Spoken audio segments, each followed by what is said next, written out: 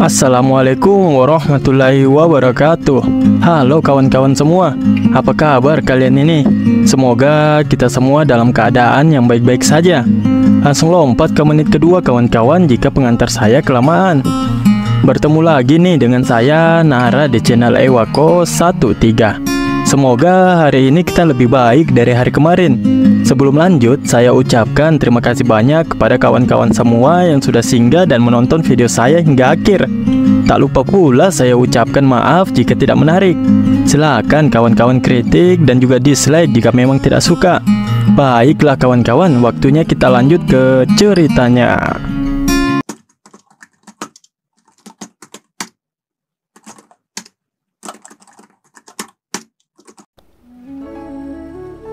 Part sebelumnya, kita sudah melihat Yunho yang meninggalkan penginapan tersebut. Jadi, bukannya kamu tidak melangkah maju, tapi kamu tidak bisa melangkah maju. Begitu, ucap Surin kepada seseorang. Saat saya memasuki ruangan, dia merasakan kehadiran saya. Dan dia memancarkan aura ke arah saya sebagai peringatan, ucapnya kepada Surin. Aku sudah berurusan dengan banyak seniman bela diri sebelum Anda merekrutku. Tapi, aura yang mengerikan aku belum pernah mengalaminya sebelumnya. Surin sebenarnya tidak bisa memahami situasinya dengan baik. Bahkan Master Gui yang terkuat di antara anak buahnya dan juga pemimpin pasukannya tidak bisa berbuat apa-apa, bahkan sekedar untuk melangkah maju pun.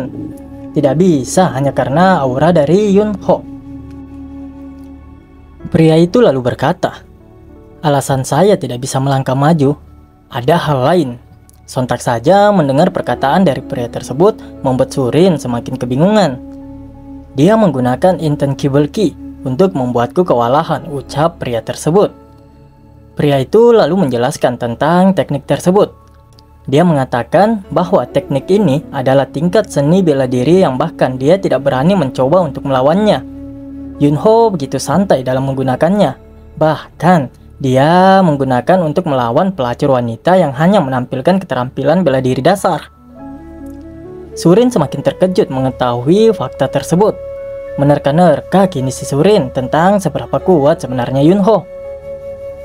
Dia pasti berada di tingkat yang lebih tinggi dari yang kita duga. Menurut penilaian saya, dia bisa menyaingi 24 master. Atau bahkan mungkin dapat melampaui mereka semua, ucap si pria tersebut. Di usianya yang seperti itu, yang masih sangat muda, apakah itu mungkin? Tanya Surin yang saat ini begitu panik kawan-kawan. Pria tersebut lalu menjawabnya berdasarkan penilaiannya. Mengingat dia adalah tuan muda Shonajang, hal ini tentu bukan tidak mungkin, Nona. Seorang pria yang punya kekayaan serta seni bela diri pada usia muda, gumam Surin. Surin lalu mengingat semua perkataan Yunho pada saat dia masih menemani Yunho untuk minum. Begitu kesal dia kawan-kawan, apalagi mengingat perkataan Yunho yang mengatakan bahwa dirinya seperti melihat seekor tikus di dalam kepalanya. Surin lalu menanyakan, bagaimana pendapat dari Master Gui? Apa yang harus mereka lakukan untuk menangani tuan muda Shonajang itu? Itu mungkin bisa menjadi beban, tapi kita harus menjadikannya sekutu sebelum dia dikenal lebih luas, ucap Master Gui. Shin lalu memperlihatkan Yunho dan Riang yang kini sudah berada di gerbang kaki Gunung Mudang. Para pengawal serta pedagang dari Shonajang sudah pergi duluan terlebih dahulu.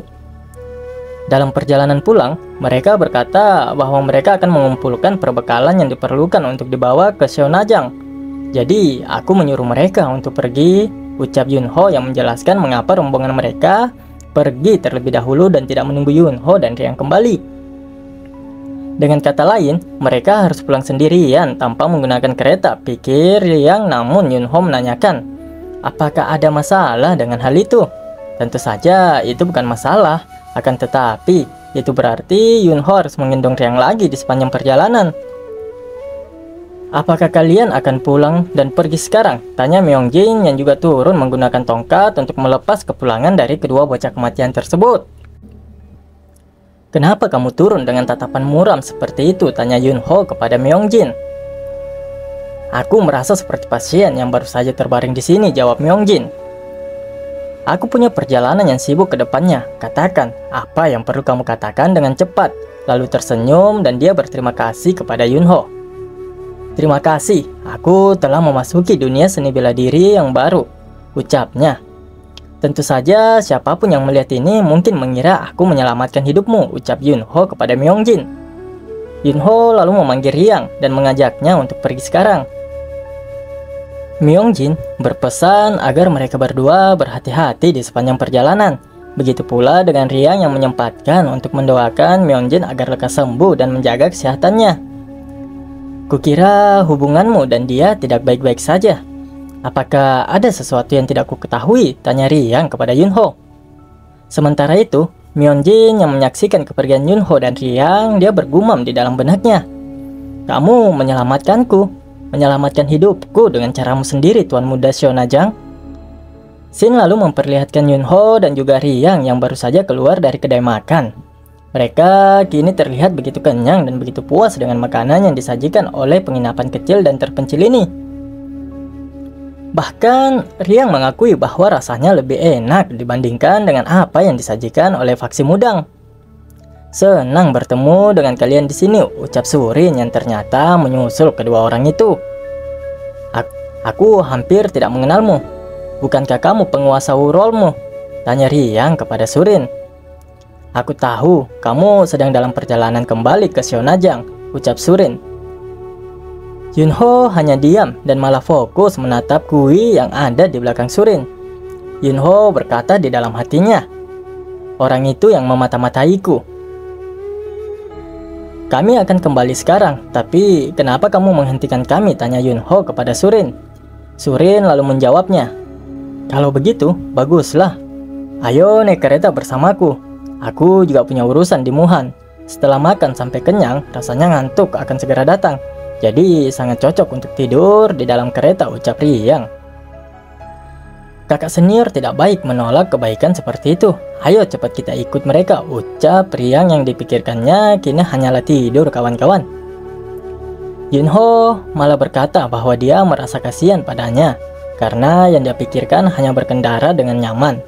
Apakah menurutmu tandukmu akan tumbuh karena duduk dengan nyaman di kereta? Tanya Riang kepada Yunho yang mana mereka berdua pun beranjak pergi meninggalkan Surin. Namun seketika Surin kini berada di antara kedua bocah kematian itu. Sebenarnya aku juga bukan penggemar kereta, ucapnya. Karena ini tidak mendesak, ayo kita jalan bersama seperti ini, ucap Surin.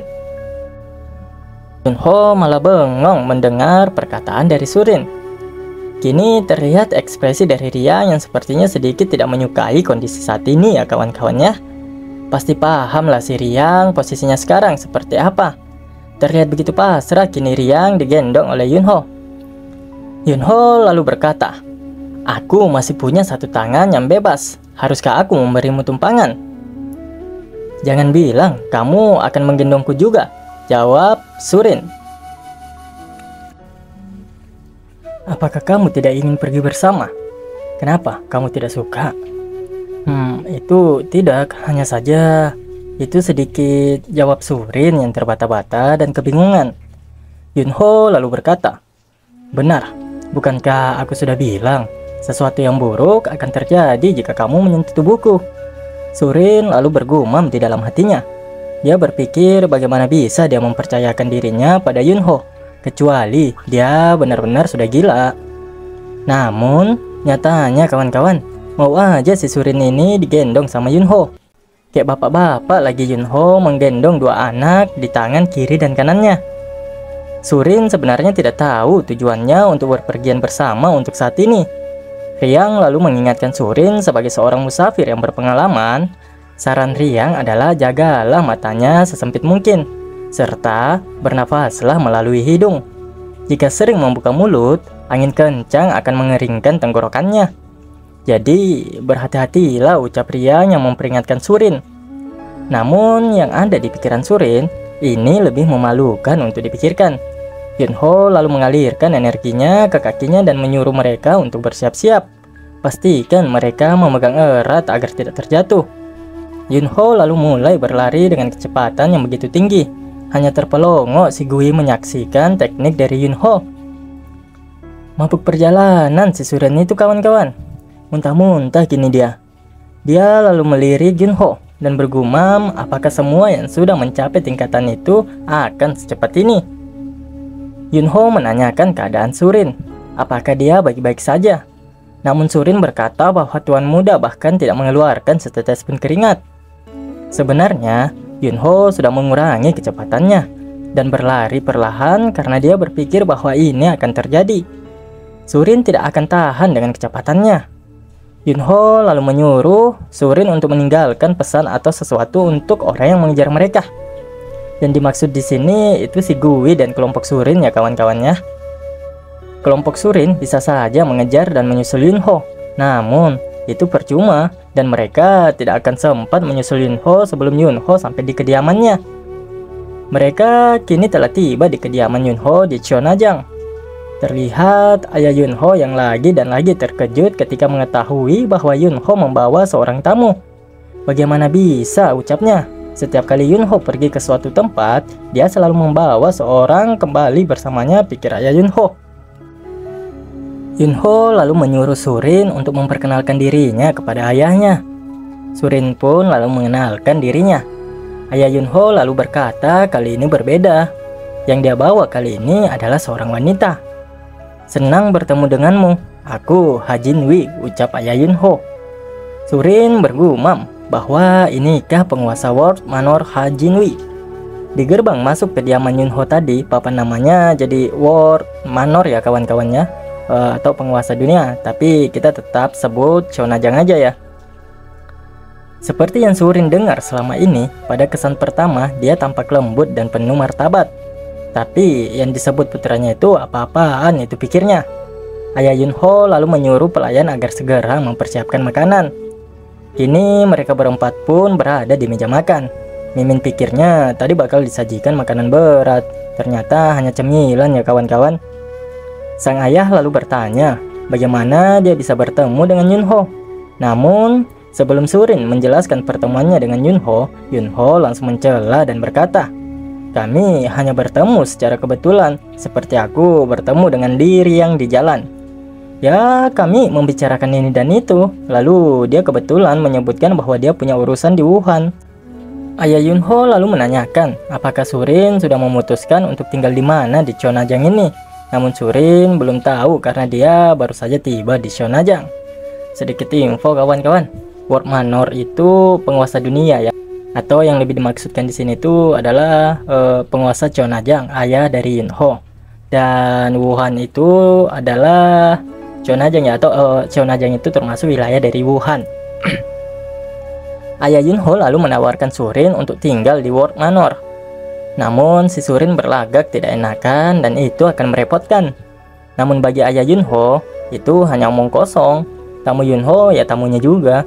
Ayah Yunho mengatakan kalau Surin tidak keberatan, dia bisa tinggal di sini hingga pekerjaannya selesai. Surin lalu sedikit membungkuk untuk mengucapkan terima kasih kepada ayah Yunho. Dia lalu berkata di dalam hatinya, aku sedang memikirkan alasan untuk tetap di sini, tapi aku tidak menyangka akan semudah ini. Terlepas dari sikapnya yang acuh tak acuh saat bertemu denganku, dan fakta bahwa mereka bersedia memberiku akomodasi tanpa rasa curiga, dia pasti mendapat kepercayaan dari penguasa Cheonajang. Terlihat Tuan Jang yang kini masuk dengan terburu-buru. Dia langsung berteriak, Tuanku, Tuanku, kita sedang dalam masalah besar. Namun dia seketika terdiam ketika menyadari bahwa di sana ada orang lain selain keluarga mereka.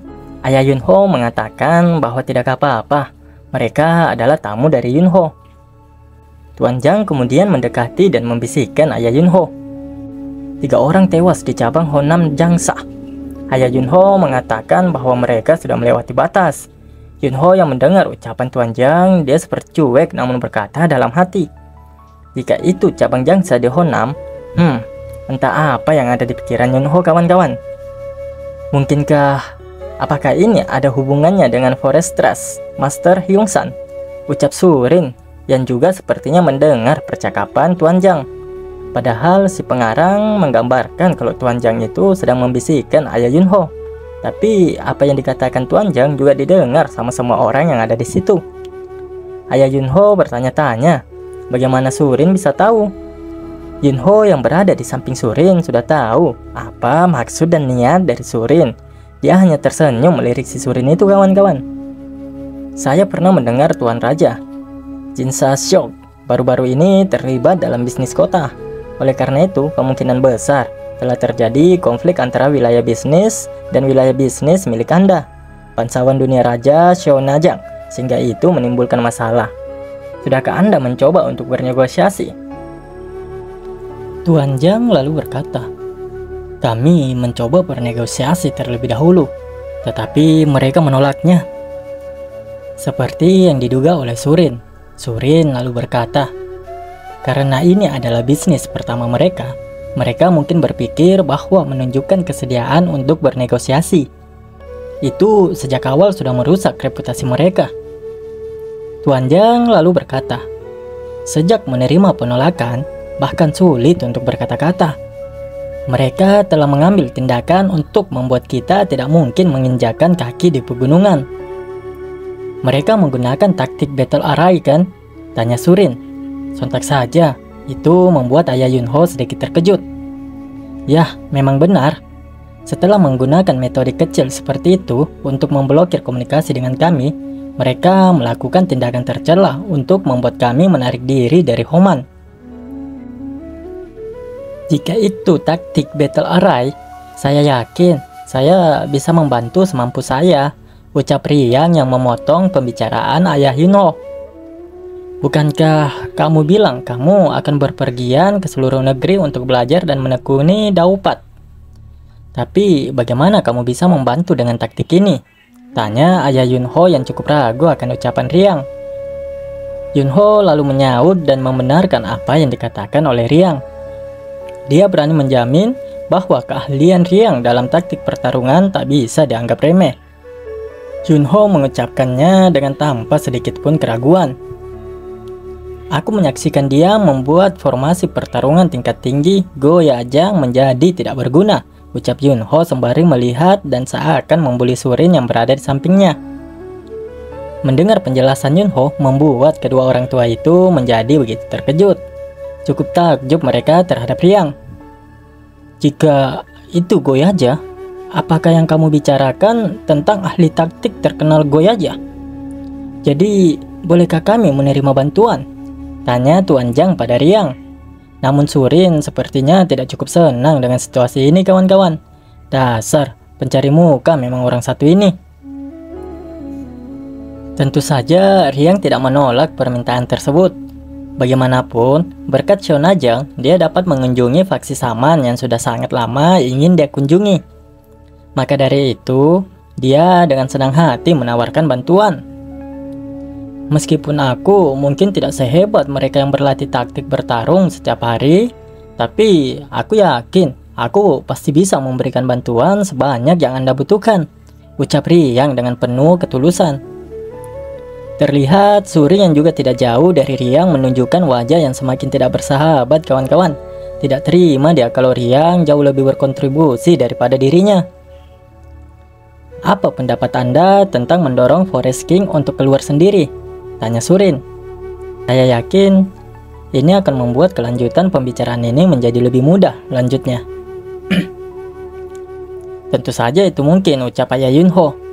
Surin mengatakan kalau dia punya beberapa cara.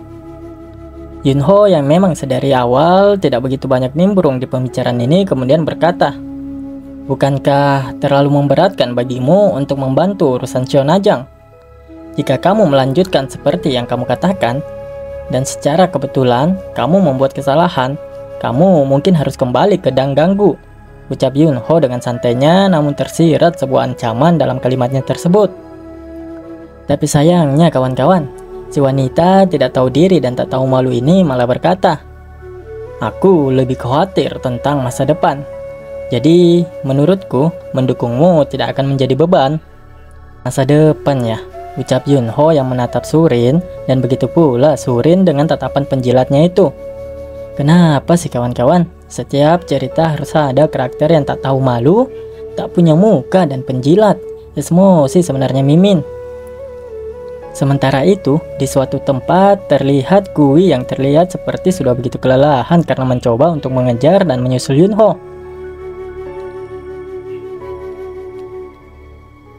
Oke kawan-kawan semua, mohon maaf kawan-kawan semua, Mimin baru bisa upload lagi nih ceritanya.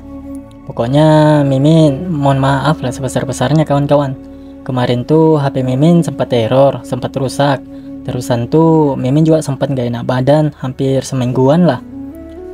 Bukan hanya HP dan orangnya aja sebenarnya yang error kemarin.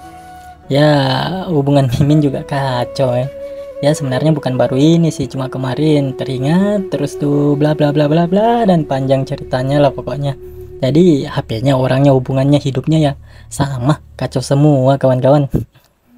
Terusan tuh kebetulan kemarin pas pemilu Mimin disuruh jadi KPPS ya kawan-kawannya. Ya karena di tempat Mimin gak ada yang mau jadi KPPS. Jadi mau tidak mau Mimin yang disuruh jadi KPPS. Ya sebenarnya kemarin itu memang juga sudah sempat bikin skripnya, cuma Mimin gak sempat buat ngerekam dan buat ngedit. Jadi ya Mimin fokus ke skrip aja dulu kemarinnya kawan-kawan. Soalnya kemarin Mimin juga sempat tuh dari mulai apa namanya nih mulai dari persiapan untuk pemilu, terus tuh bantu-bantu di KPPS, bantu di TPS, terus tuh malamnya Mimin buat skrip. Nah itu sempet tuh kawan-kawan, 3 hari 3 malam tuh Mimin gak ada tidur, mau ngerekam juga nggak bisa, makanya ya buat skrip aja kemarin. Sekali lagi Mimin ucapkan terima kasih banyak buat kawan-kawan semua yang masih menunggu, yang masih setia, yang masih mau support Mimin, yang masih mau nonton. Pokoknya terima kasih lah, beri-beri terima kasih bagi kawan-kawan semua yang masih support Mimin ya kawan-kawan semua. Sebenarnya tadi pas Mimin ngecek YouTube Mimin itu cukup ini juga ya kawan-kawan, cukup down juga sebenarnya kawan-kawan. Soalnya terakhir Mimin cek sebulan yang lalu itu channel Mimin sudah 3.000 jam tayang gitu kan. Tapi tadi pas Mimin cek ulang itu jam tayangnya sudah tinggal berapa tadi? 440 jam kalau nggak salah. Ya bagaimana nggak down lah ya kawan-kawannya, udah susah nyarinya gitu kan, apalagi Mimin juga sendiri buat kontennya juga ya kadang 2 hari syukur-syukur kalau ada yang jadi satu video kawan-kawan semua. Tapi ya namanya namanya usaha ya kawan-kawan, harus tetap ikhtiar, harus tetap semangat, terus ikhtiar, pokoknya jangan menyerah lah. Insya Allah bisa konsisten lah ke depannya. Sekali lagi Mimin ucapkan terima kasih banyak. Maaf juga buat kawan-kawan semua. Saya Nara, wassalamualaikum warahmatullahi wabarakatuh.